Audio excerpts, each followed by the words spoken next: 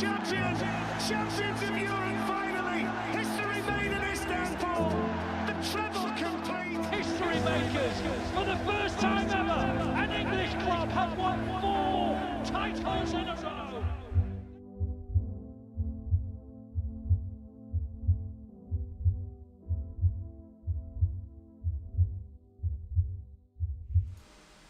Jeremy Doku's got no end product. He's got no end product.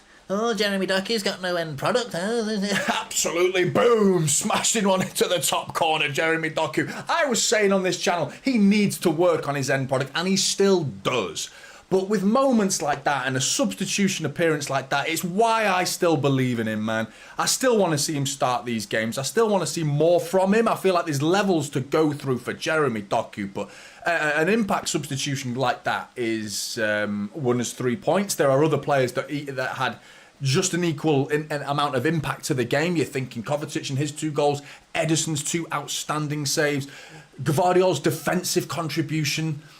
Outside of those 4 players, though, I'm starting to get a little bit frustrated. I feel like Ruben Diaz was just beneath those 4 I've just named in terms of his contribution, but he was pulling strings in the first half. Ruben Diaz with some lovely passes into pockets of space.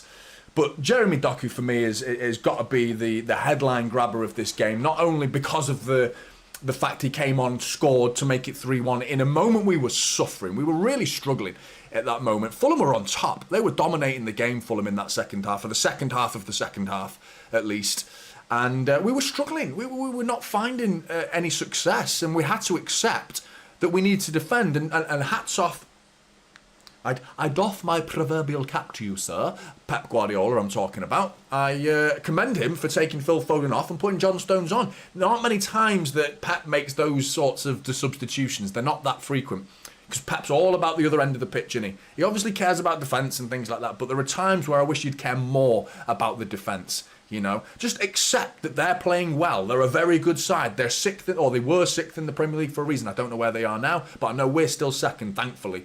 Just ahead of Arsenal, who were 1 goal away from overtaking us. So, wow, this Premier League title race is getting tight. Tight! I don't know why I did that. But anyway, moving on.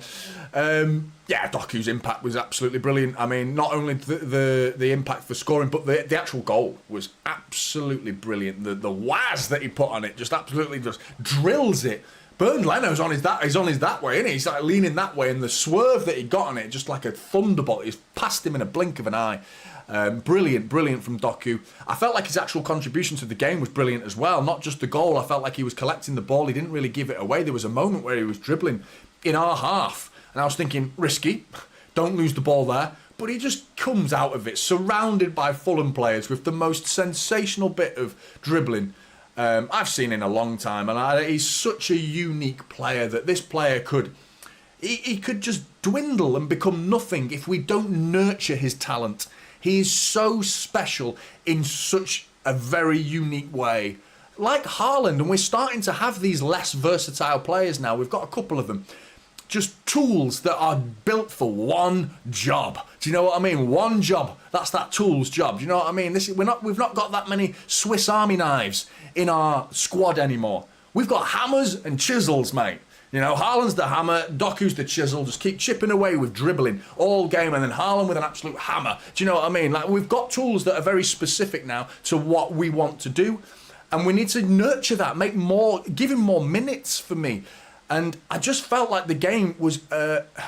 it's hard to say how the game would have gone had they started, because it's hindsight, and we don't know how impactful Doku would have been from the start. And I don't want to see him as a super sub. I hate that term. I hate it being levelled at a player. You look at John Duran now at Villa. He's now the guy who comes on and scores, you know, and beats bloody Bayern Munich and scores like unbelievable goals. That super sub term, I'm not a fan of it. But it's hard to go against that term when you're not starting games and playing to the same level of ability as you are when you're coming on as a substitute. He needs to start games now, Doku, and play like that. He can't be, you know, the first half against Watford, caveat, it's Watford, you know, I mean, brilliant. Scored a lovely goal in that game as well. Really well taken goal. That showed a level of composure that we don't often see from Jeremy Doku. But yeah, I made a whole video on him the other day and really like zoned in on him. And if you watched it with a neutral eye, like I tried to approach this pragmatically and methodically as best to my ability to analyse players and games fairly, you know, not lopsided with favouritism. The emphasis was he's got to do better, but it's still, there's something there for Jeremy Doku coming out of that video. And we've seen it today. It's next week now, Doku. Do it again, mate. You keep playing like that, we've got a big chance of getting 5 in a row here with players like Doku and Savinho. Savinho didn't even get on the pitch today, so you're expecting to see him shortly in the next game, you'd expect.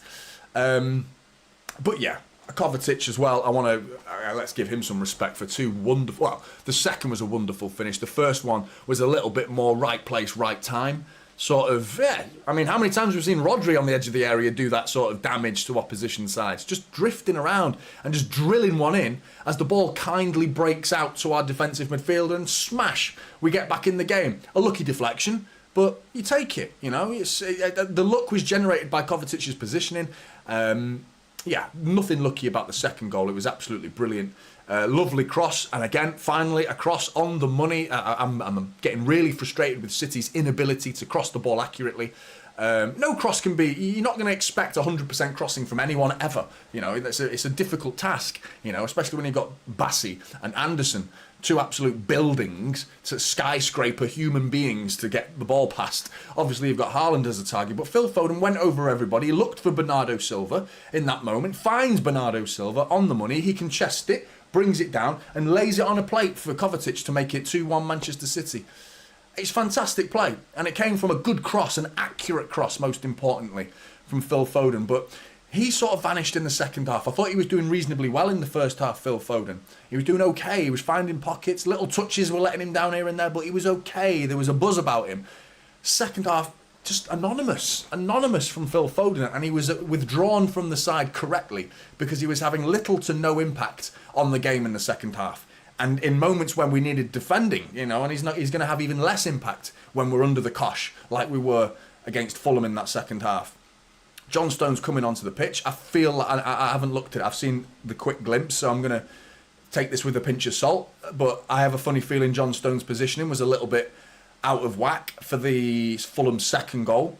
But we rode our luck today, man. We rode our luck today, and I nearly wrote a difficult headline to write, to be honest, for this video. I nearly didn't have this title, but I don't want this channel to be all doom and gloom. I want to focus on the positives, especially when we win the game. But the facts are there was a problem in that performance today, and we were too open to counter-attacks at times. And even more frustrating is we accepted the situation and defended, and I think that's not the problem. The problem is the fact that we conceded while realising we're under the cosh and we have to now defend. Pep does the right thing, brings on John Stones, and a simple ball. And going 3-1 up, you think even more now, just look after the game now, defend, be sensible. Even straight from kickoff, they had an opportunity to cross the ball. Fulham did it. 3-1, we've just made it 3-1. A sucker punch, unbelievable goal from Jeremy Doku, effectively wins the game for Manchester City. You're thinking 10 minutes to go, surely this game's won now for Manchester City. Straight from kickoff, Castagna, the new substitute who's just come on for Tete, is down the right wing and getting a crossing within seconds of kickoff. Like, have we not learned our lessons, Blues? Like, surely we recognise that Fulham are in to play this game. They're not sitting back. They're here to play. And there's a reason they started the game positioned 6th in the Premier League, and they were only 3 points behind us. They're now 6 points behind us, of course, and it looks a very different story, the gap between Fulham and City now. But this game could, this could have had a very different narrative after this game, and very nearly did. And thanks to Edison's 2 world-class contributions, in particular the second one. The first one was brilliant and a more instinctive piece of goalkeeping. But the second one, you're going to say, no, he hit it right at him. He hit it right at him because he didn't commit. That's why Edison for me, was world-class goalkeeping in that situation, because that's the mental side of a goalkeeper. Do not drop. Don't make the forwards mind up for him. Make him make a decision. And Adama Traore was just getting closer and closer and closer. And he was waiting for Edison to either dip his shoulder a little bit to the left, dip his shoulder a little bit to the right. He did on the first one, And that made his mind up for him. So Adama Traore tries to go that way, but Ederson very cleverly lifts his leg and blocks it for the first one. But he just stands big and just waits for that second one-on-one situation. But the facts are we've had to have 2 one-on-ones saved by our goalkeeper in this game. And with all due respect, it was Fulham. A side we should not be allowing through on goal as easily as we did in this game. Too frequently were Fulham having joy hurting us on the counter-attack. We had Gvardiol throwing himself, like putting his body on the line and throwing himself in front of block shots. Raul Jimenez with a block shot as that ball came across the face of goal. You're just hoping a City player can clear it. It lands to Raul Jimenez. And the first goal, by the way, I need to speak about that from a City point of view. Yes, it was poor. Multiple opportunities to clear the ball in that situation. We should have cleared it before it came to even Fulham being able to do what they did. But what they did was absolutely sensational. Raul Jimenez, mate. Like, what was that? What are you doing, mate? With a back heel volley cross like that. Absolute perfection from Raul Jimenez to dink it with a back heel cross. I don't think they could believe it. They were going wild, weren't they, the Fulham team? Not just because they'd scored. They were obviously celebrating because they scored, but just the goal, the level of quality that they showed from Raul Jimenez with a little back heel. I mean, I'm never going to applaud an opposition goal, but I'm close. I was close. Do you know what I mean? Because that was bloody brilliant from Raul Jimenez's cross there. Sensational. The improvisation that he showed there, the initiative and the awareness of the spatial awareness of what's going on around him. Knowing him Pereira's behind him, former Rag obviously gets on the scoreline as well. But we continue our record against Fulham with 17 wins in a row against Fulham, which it already was 16 wins.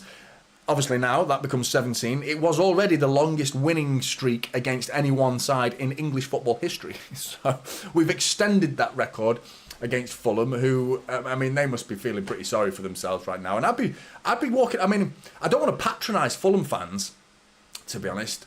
I mean, does anyone know a Fulham fan? Does anyone in the chat know a Fulham fan? I doubt you do, to be honest. I doubt you do. But yeah, let's not get into a conversation about fans, because that's when the rivals will get involved. And go, City fan talking about no fans. Yeah, that's why we're extending our stadium to 60,000 people, because we've got no fans. Let's make the stadium bigger because we've got no fans. That makes perfect sense, doesn't it? But anyway, Fulham, yeah, they genuinely don't have many fans at all. It's a very small fan base, so I don't want to patronise them, no matter how. I've done that now anyway, so let's carry on, shall we? But if I was them, I'd be walking away proud, is what I'm saying. They've lost the game, but I'd be walking away a little bit frustrated that they didn't come away with a point. Multiple chances to get at least a point from this game. Should have been 2-0 after they made it. Should have been 1-0 before they made it 1-0. They should have made it 2-0 after they made it 1-0. We rode our luck in this game. And I mean, I don't want to call it too much luck, because Ederson's there for a reason.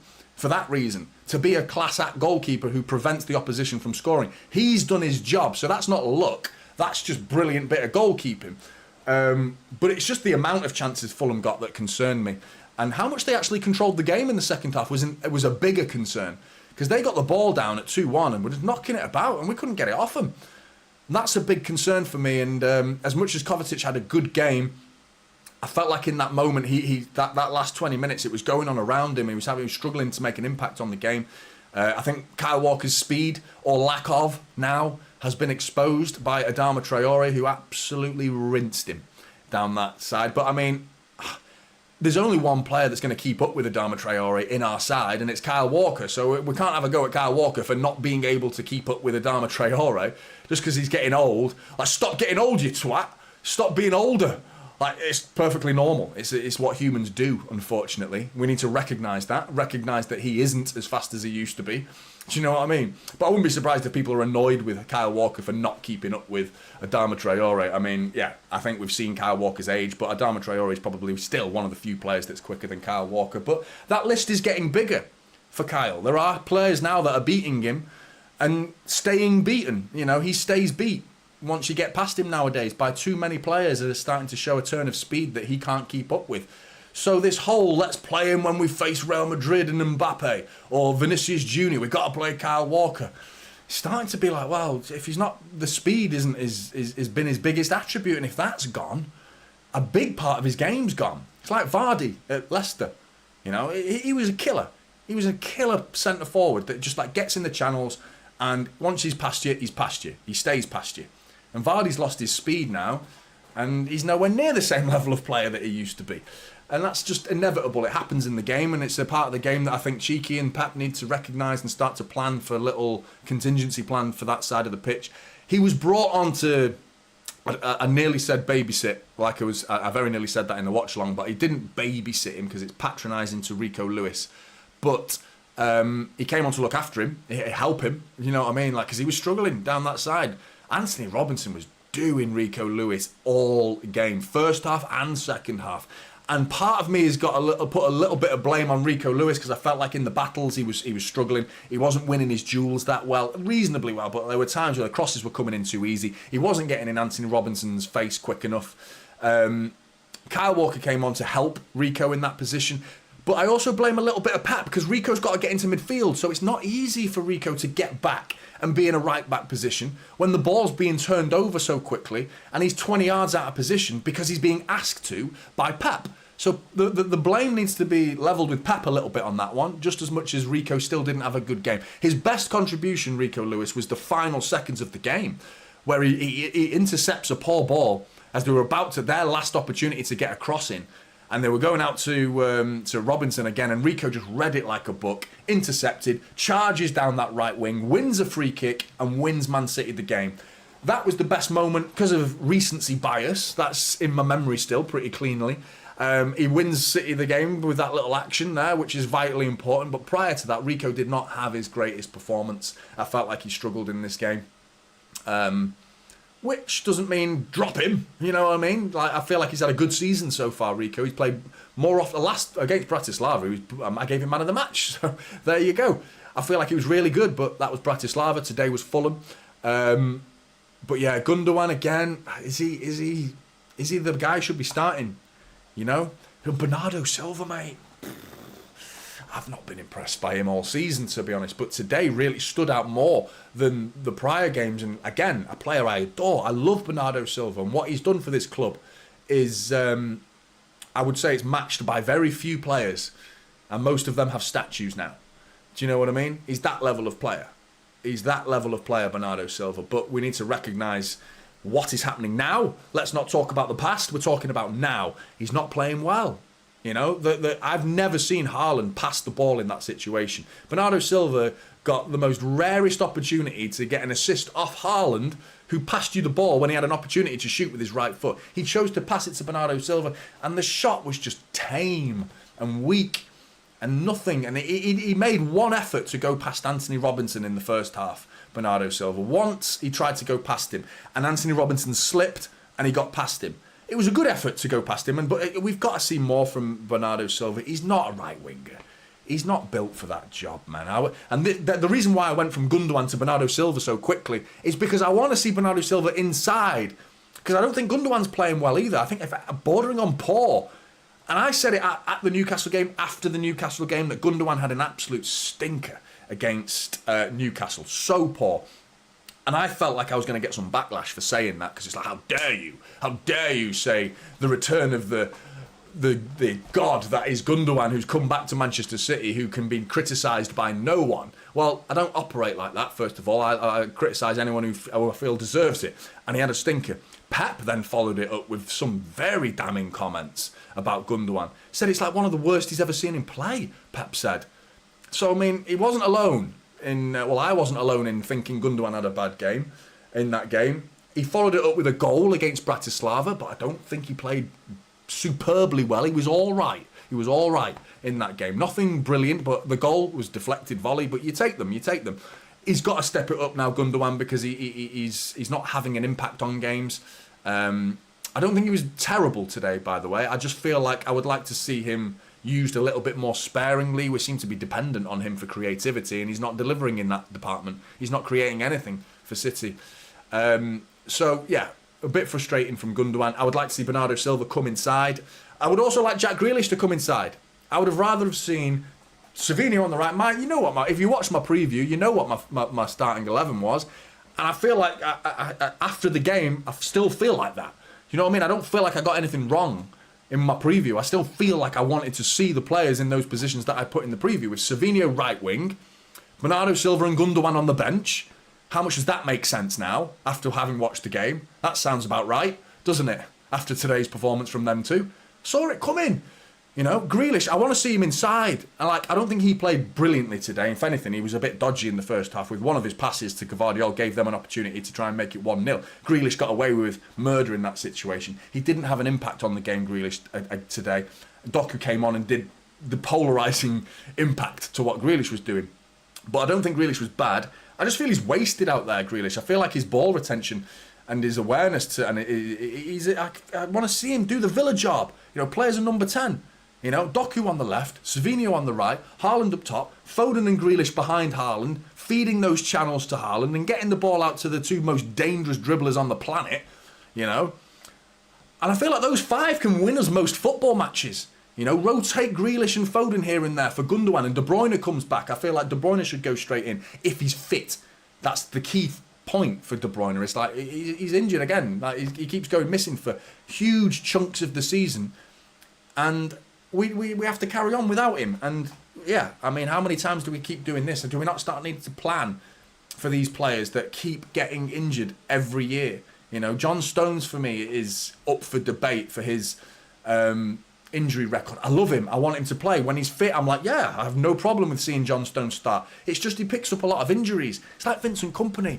In those days, he was always injured, man, and he was like missing. Aguero was missing big chunks of the season as well. We never really had Aguero for a full season, did we? That was frustrating for me. But the same is now being applied to Kevin De Bruyne, who keeps going missing.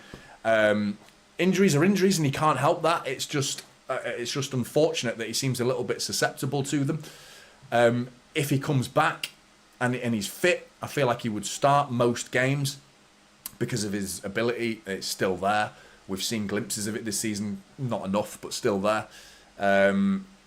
But I think the wingers for Manchester City is it's a growing concern for me that we create nothing from the sides of the pitch when Grealish and Bernardo Silva are out there. I feel like creativity is pretty dead, and it's disappointing that we've gone with it again today. The cross that came in for our second goal for Kovacic to make it 2-1 came from Phil Foden, it was an opportunistic moment for Phil Foden to go into a channel. So while you're saying, we crossed the ball from that side, it came from Phil Foden. It didn't even come from Jack Grealish. Do you know what I mean? So what's the purpose of these players that are playing out there anymore? I'm starting to question that the purpose was to draw players over, to stretch them, get Grealish out there, get Bernardo Silva out there. But they're coming in. They're inverting a little bit, which shrinks the pitch. It makes the pitch smaller, makes it easier to defend against, narrows the defence. And Fulham and Marco Silva are like, hey, you keep tucking in, lads, mate, because that space outside, doesn't bother me.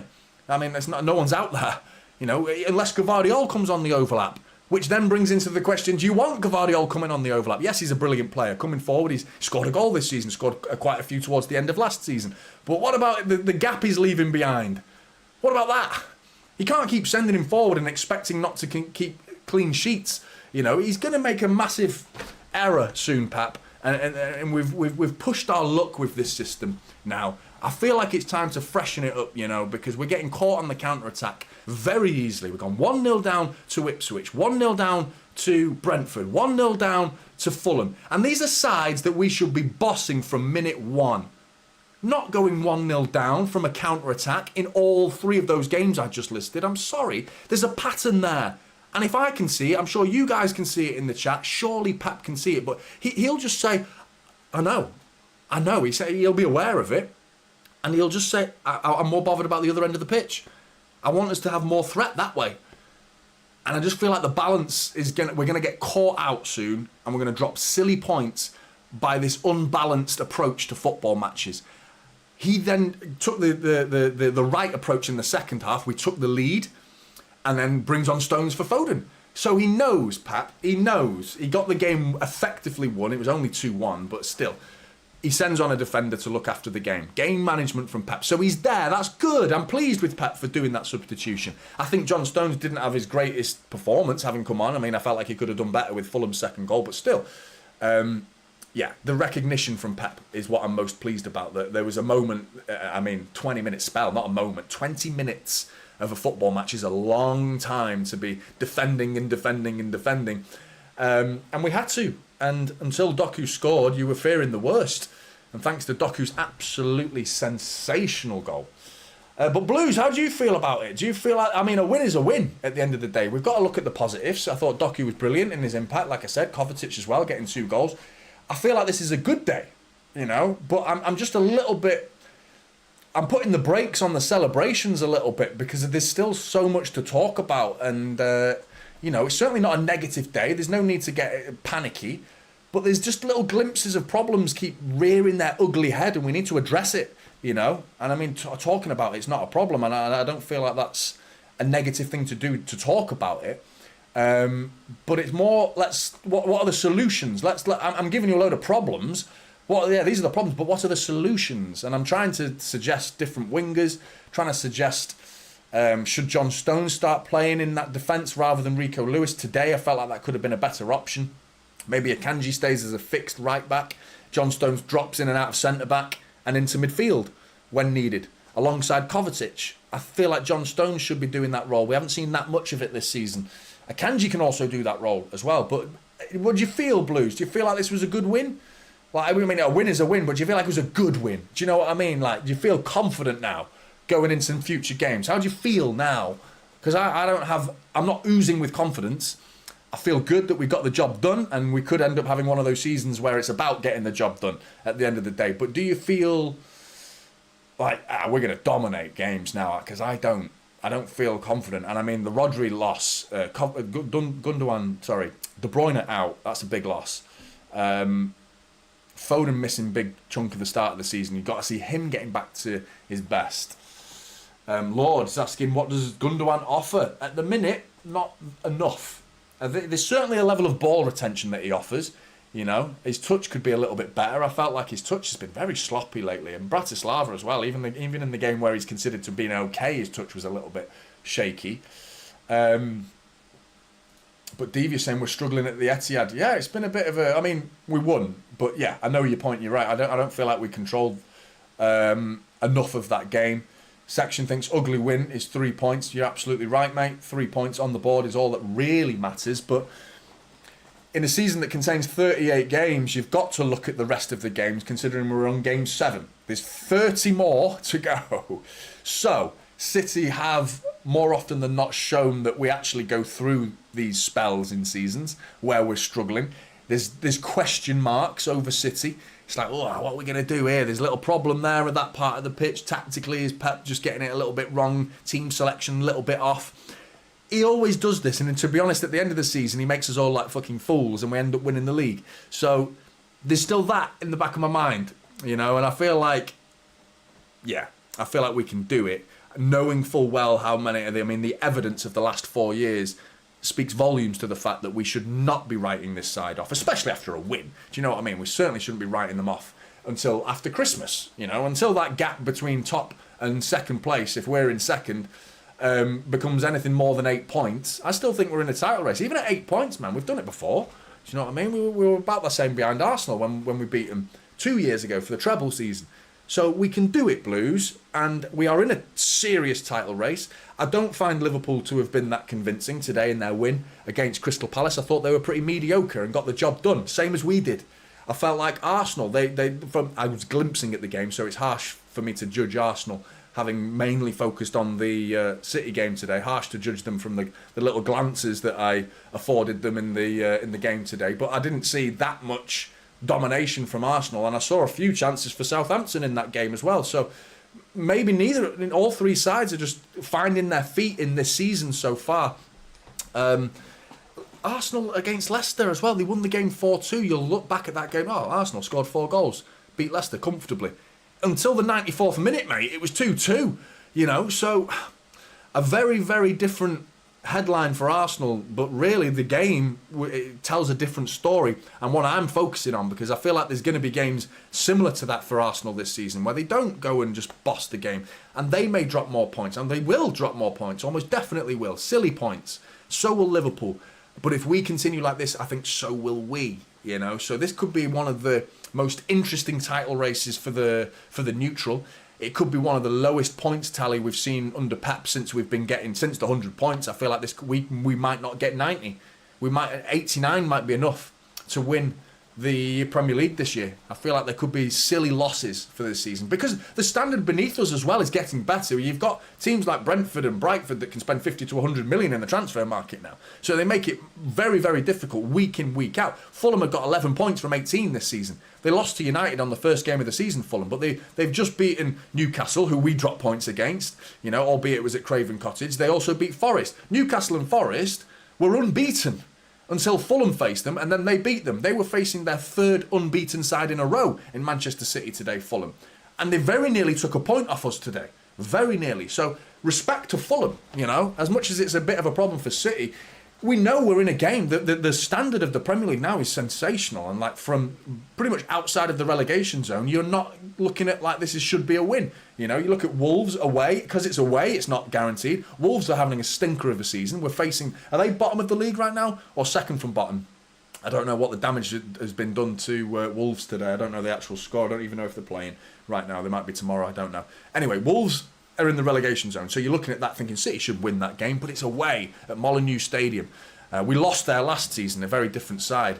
But one thing I will say, I heard a stat this morning about Wolves who were facing. So a little preview of the preview coming up for Wolves for the next Premier League game. Wolves have ran the least amount out of all the Premier League sides by an average of 5 kilometres less than the second worst side for running. So they're not even running, Wolves, which is a real indication they're not fighting for the manager. So they're there to be beaten, and there's a reason they're in the relegation zone. That's a big factor. If you're not running, the fundamentals of football, you can't even be asked running, then you think we should be beating Wolves, surely. But it's Premier League, and every game outside of the relegation zone sides, I'm a bit nervy, because there's like Brentford, bloody brilliant. Brighton, they're scary. Fulham today, causing problems. I mean, Newcastle, we've already found that out. That was difficult. I mean, so many sides. Not United. No, I want to play them now. I want to play United tonight. Do you know what I mean? I mean, with the same 11 that's just played, I think we'll do all right. I think we could still get the job done. The same 11, that started the game. I feel like we'd still do it. But the moment will come where Erik ten Hag plays Villa and they lose, and then they sack him, and then United will be having a new manager come in. Oh, will they? They'll probably have Ruud van Nistelrooy step up, and they'll be fighting for Ruud van Nistelrooy and giving them a hope, and then we'll end up facing them while they're riding a wave of confidence and make it more difficult for us, and that new manager syndrome kicks in. When you face oppositions that have got a new manager, it's always difficult because they're fighting for him. They're trying to prove that they should be in the starting 11. Anyway, point is, this is a difficult season for City, and it could well be the most difficult we've faced. I mean, it's been a 2-horse race for the last 2 seasons. Liverpool fell off with about nearly 10 games to go, in fact, last season. I have a feeling they might do the same this season, maybe fall off a little bit towards the back end of the season, but Arsenal are going to take us to the wire. They are gunning for that Premier League title, no pun intended. So it's going to be really, really difficult, and one season to remember if we go and win it, because not only will it be 5 in a row, it will be demoralising for the rest of the Premier League to know that we are Rodri-less. We've been De Bruyne-less for quite some time. We've taken Arsenal to the wire last season, so according to the general media, by laws of average, it's Arsenal's turn. Because when you win 4 in a row, you feel like someone else's turn now, isn't it?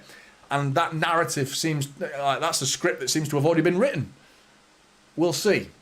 Because if they don't, Arteta, Arsenal, that is nothing short of absolute failure if you don't win the league. So pressure's on them.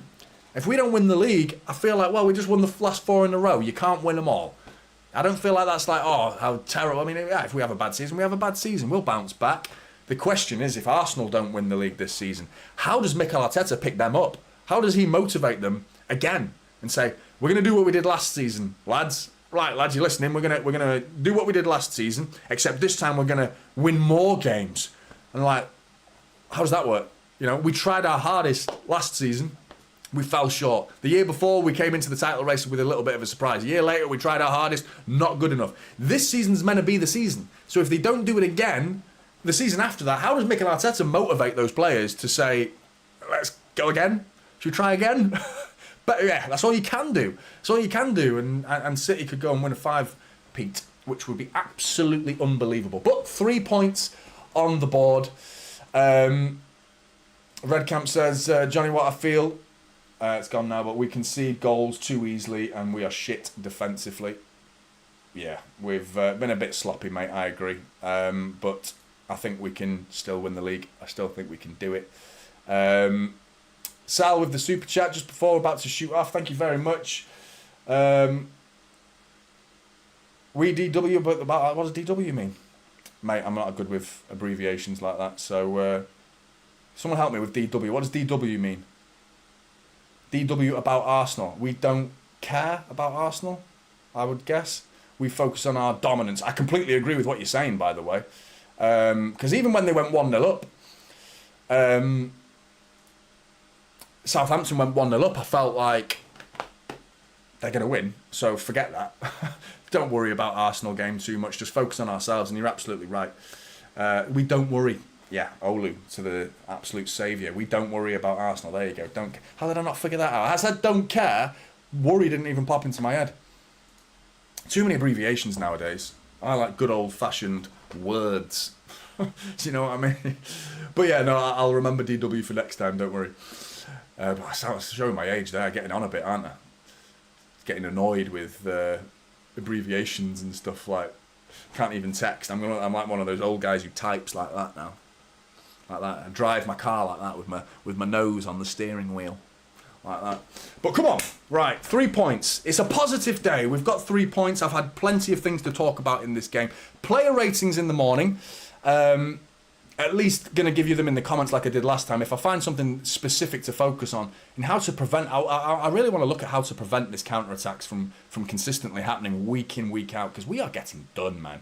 And I feel like there's a simple tweak that can be made.